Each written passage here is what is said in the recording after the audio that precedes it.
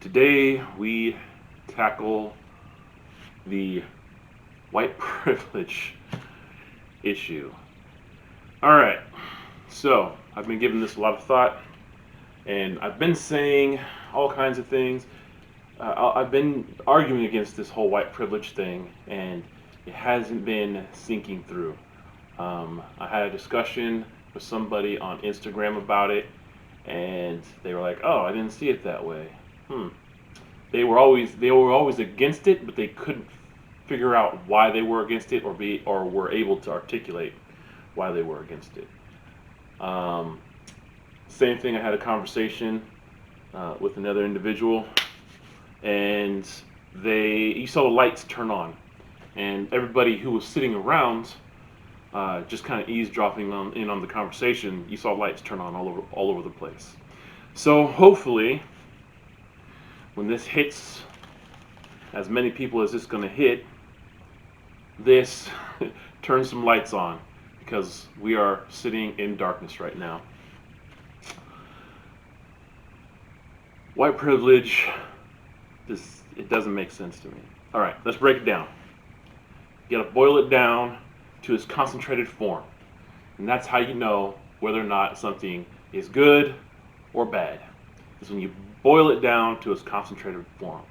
White privilege is white superiority, plain and simple. And we know that white superiority is white supremacy.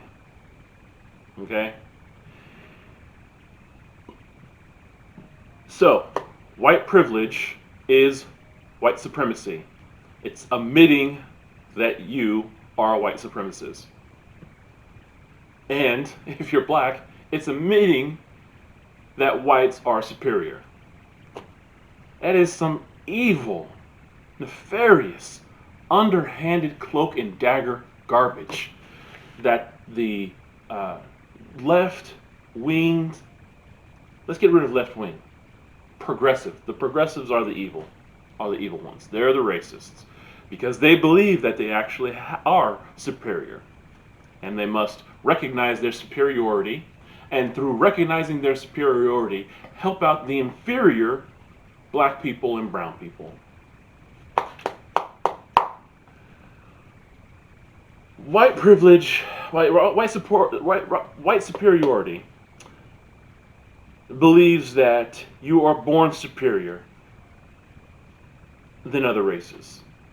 White privilege is the idea that you are born with privilege because you are superior over other people.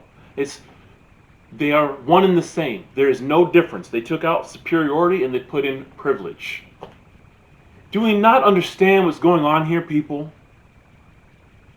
Can we not draw the lines to the dots and see what is going on here? They have black people admitting that whites have privilege, admitting that they have superiority over themselves. And then they have white people in America, white Americans, believing that they are superior to blacks, and they must apologize for it. What is happening? White supremacy says that you must rule over the lesser races because you are superior, and help them and guide them as far as their little minds can go.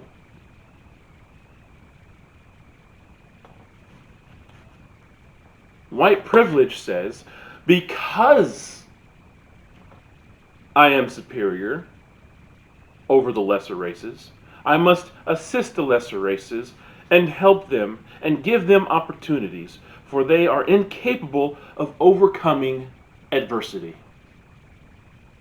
The adversity of their color, of their environment, of their influences, of everything. Societal biases. They are completely incapable of doing it themselves. I hate to disappoint you, but my freedom, nor my liberty, nor my success, nor my failures are predicated on the grace or permission of white America. I do not need permission or favors or assistance on how to be free and how to be successful. Michael Jordan didn't need permission. He went out there and he owned it. Dr. Carlson did not need permission. He decided that he was going to be the best and he did it. Thomas Sowell did not ask for permission to be equal. He demanded that people believe, he demanded his equality, and he took it. Frederick Douglass demanded that he would be free, escaped from the plantation, fought for equality for all people. Booker T. Washington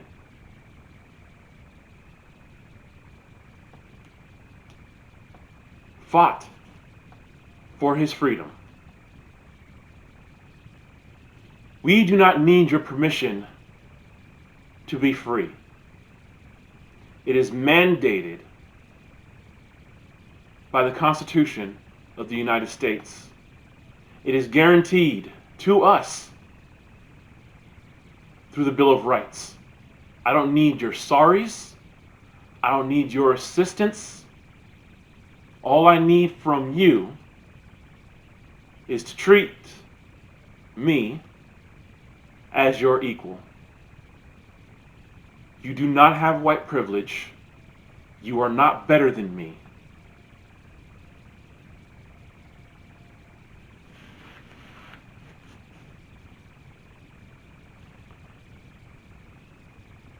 I have the same rights to property, to life, to liberty as any other human being that lives in America today. This is the message that we need to be giving to our children. Not that the white privilege that other people get to experience who are born white. Because you are born white, you are born with a certain set of privilege. There is no difference in saying because you are born white, you are genetically superior to everyone else.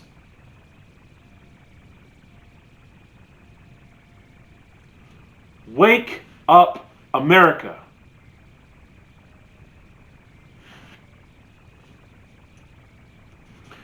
My rights are guaranteed by law. The only person who's held me back in my entire career has been me. There has been some opposition that I've had to overcome, yes, but I have had to overcome it. No one would have overcame it for me. My father taught me, if another man eats, will you be full? Will you benefit from that other man eating? If another man commits a crime, are you going to be punished for what that other person did? My father taught me accountability for self. The only thing that we can actually control in this life is how we react to things.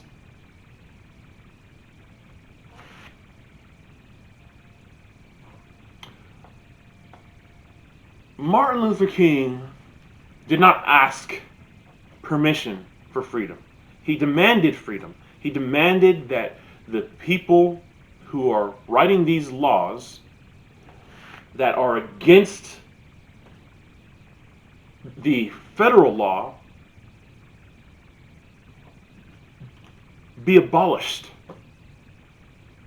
and demanded that we all be recognized as equal and free people. There are issues with the white Americans as there are with the black Americans. We must fix our community and take care of what we have going on. We cannot blame the white American for our plight. It is reprehensible to believe that because of your birth, you have privilege over another person.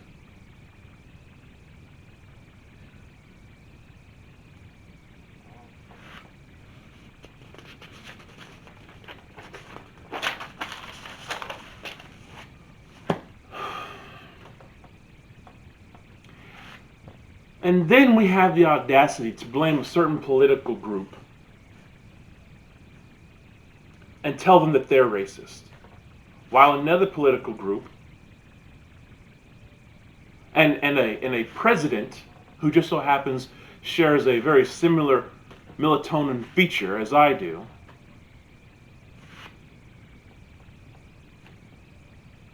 also claim that other people have a head start. Where in this world, where in nature, where in this universe are all things equal? Nowhere. We have to open up our eyes to the lies that are being shoved down our throats by the intellects, by those who believe that they know better than us, like the politicians, who believe that poor little Tyrone does not have the same opportunities as Kevin. White privilege being sold to our black youth is one of the most reprehensible acts since the implementation of the Great Society Act. We are telling our young people that they are inferior. Through affirmative action, we are placing them into colleges that they are not equipped for, while telling them that they are inferior and teaching them that they are inadequate, and the only reason why they can get into a school is through those with white privilege allowing them to come into their schools. Do you not understand the damage that we're doing to our people?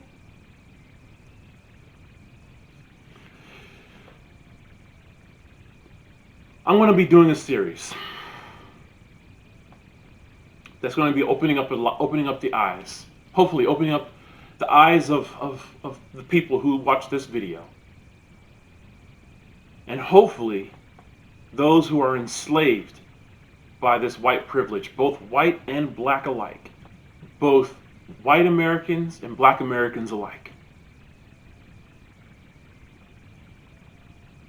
Series is going to go over how a particular party has been supporting to disarm, to depopulate, to defund, destroy, and discourage the black people since the conception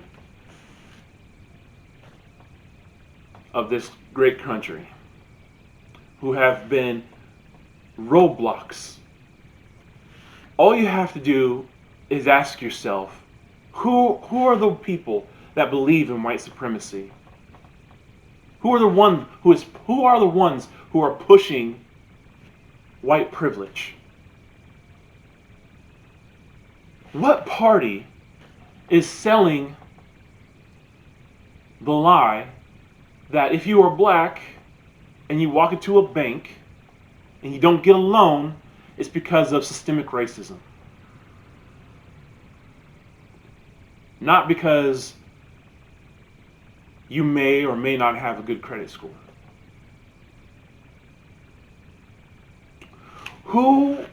What party has continuously stopped the progression of education, lowered the expectation of education, and is one of the leading causes of fostering an environment to where the literacy rate of our young black people is at like less than 80%. 50 years after slavery, the literacy rate went from technically zero to half after the Emancipation Proclamation. Within a single lifetime, a single generation, half of the black American population knew how to read. What is that today?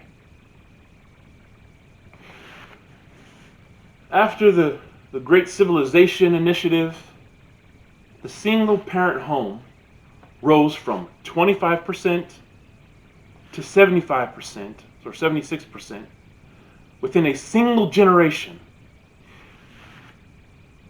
Federal minimum wage surpassing the real wage caused the loss of jobs, and the people who suffered the most were young black men. Why is that? The mass incarceration prison complex was put into place by one of its authors, Joe Biden, and the president, Bill Clinton. They built 357 new prisons.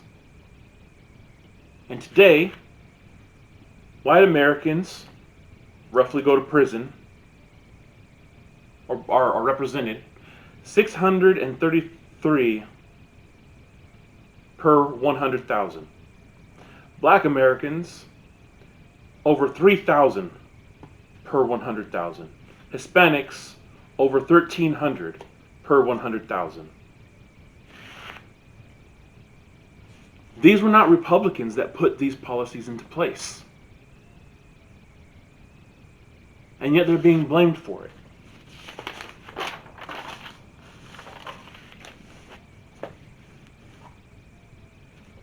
There is a quiet, nefarious thing that's going on since Margaret Sanger came on board. She was a eugenist at an extreme level.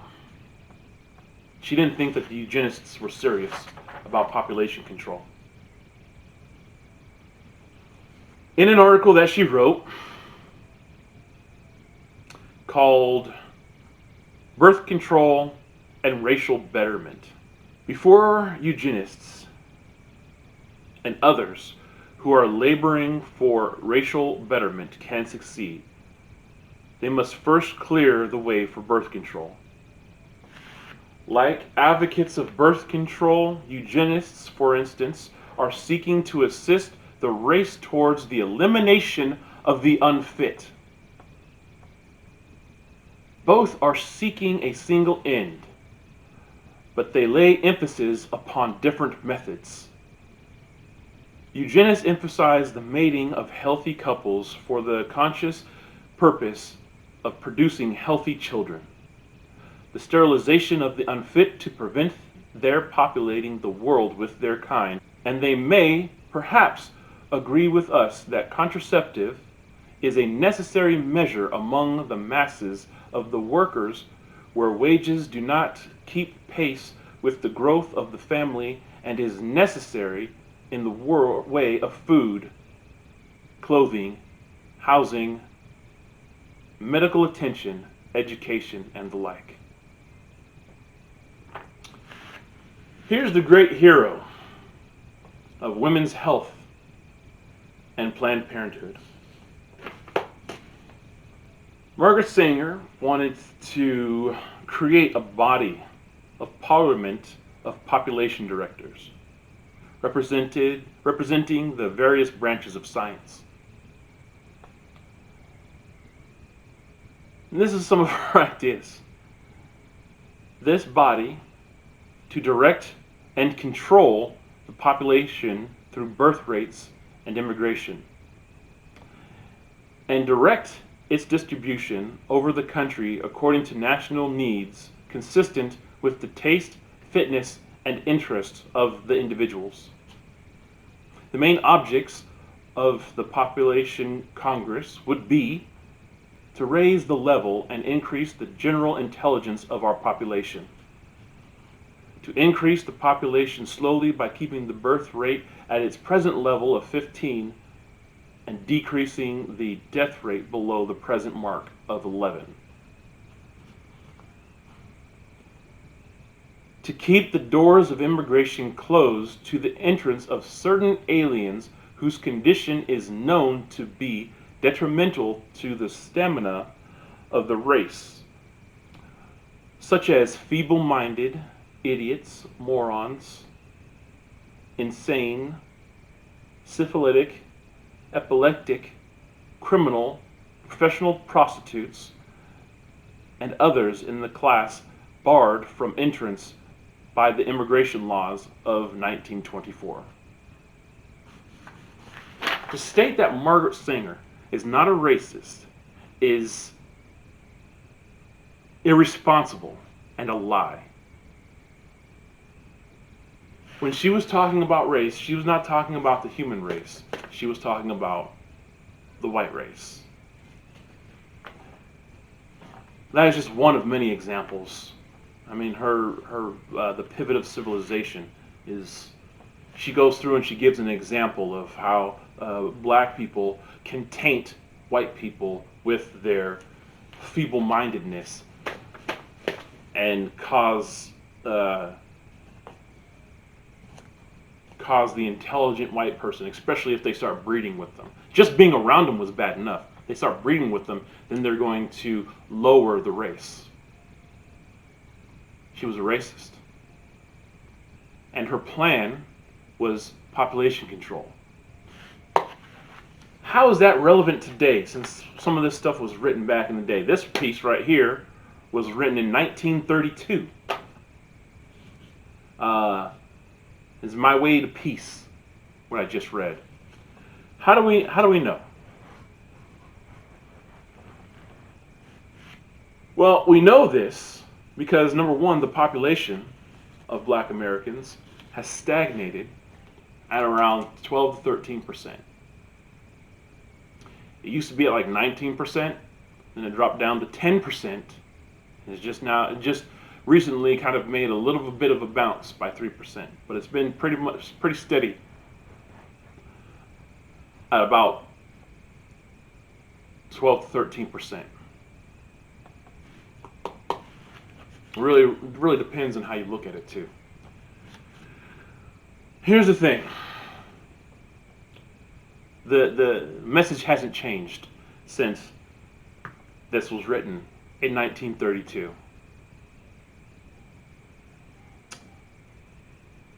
If you look at the abortion clinics, 79% of all abortion clinics are in black communities. Planned Parenthood would say it's only 9%. But if you take a pin and you put it on a map, and then you take out a string that represents 2 miles on scale, and you draw a circle, you will find that 79% of all abortion clinics are within a walking distance in black and brown communities. Population control of certain people known to be detrimental to the stamina of the race, such as feeble-minded, idiots, morons, so on and so forth and so on and so forth. The, as it says, undesirables, unfit. Planned Parenthood, as far as doing things like providing health care for women and birth control, as far as like condoms to protect from diseases, it's great stuff. Clinics for people who are not in a position to be able to get these things. But that's not what Planned Parenthood is for. Planned Parenthood has been designed to weed out the unfit, the undesirables, the criminal elements, people who are known to be detrimental to the stamina of the race, to the existence of the race. We have normalized the extinction of our black Americans. We have pretended that we're trying to fix the problem by admitting that white people are superior. It is the great lie that has shackled our people. And unfortunately, we have leaders today who are black, who are directly complicit for the slavery, discouragement, for the destruction of our people, for money, for relevance. Black Lives Matter, Al Sharpton, Reverend Jesse Jackson, Cory Booker, Kamala Harris, the entire Black Caucus. You are the reason that this is happening. Because instead of uplifting people like Ben Carson, Dr. Ben Carson, Dr. Thomas Sowell, Dr. Walter Williams, but the distinguished gentleman known as Larry Elders, we tear them down, we call them coons, we call them Uncle Toms, while you are the very, the marionette, the feet shuffling, wide-eyed, rolling, over-expressional black people who are enslaving people with this lie of white privilege. Because if racism no longer exists, then you are no longer relevant. Al Sharpton, Black Lives Matter, Jesse Jackson do not represent the best interests of black people. They represent the best interest of their pocketbook and their agenda. And everyone who believes that they are white and privileged are implicit. Every black American who believes that they are held back because of other people's privilege are implicit of the environment that has been fostered to keep the black man down. They are not trying to help you. Barack Obama is not trying to help you. Thomas Sowell is trying to help you. Because if you have knowledge, you have power. And if you have power, then you don't need anyone to help you out. You might need some assistance, of course, right? But you don't need people to give you stuff. You just need an opportunity to show yourself. Sometimes that's all a person needs, just a single opportunity. What we need as black Americans is the opportunity to just be equal. White privilege has helped nobody. It's only destroyed. Please stop. Please stop the racism. I hope that you have heard me. I hope that you are beginning to understand what is actually going on in this country and the lies that are being perpetrated by a certain political group and a certain fascist group of individuals who are decimating, destroying our young black people's minds. Even the white people, even the white Americans in this country are buying into this lie. Wake up before we find ourselves in a situation that we just cannot recover from. The only way that these people can win, that want to take away your liberty and that want to take away your freedom, is if they get you angry enough to go in the streets, to riot, and to secede from America, is if you believe that you are superior, to believe that you are inferior.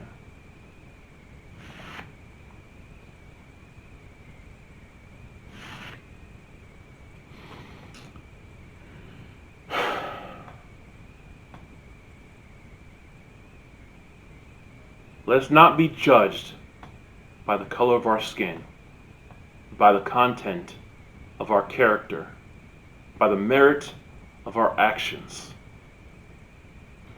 Please share this. If it gets to you, please share this. We need to wake up and see what is actually going on. My goal is not to make Republicans, my goal is not to make Democrats, my goal is not to say vote for Trump or vote for Joe Biden. My goal is to provide information for our citizens so that they can make the best decision for what to vote for and for who they believe in and what causes that they want to get behind. That's my singular goal. I have faith that when good people see what is going on, that they will recognize that it is their responsibility to stand up, not kneel, not put your hands up, not to surrender, but to stand up for what is right and make positive change and correct the injustices that have been going on. Thank you for listening. May God bless you, and may God bless the United States of America.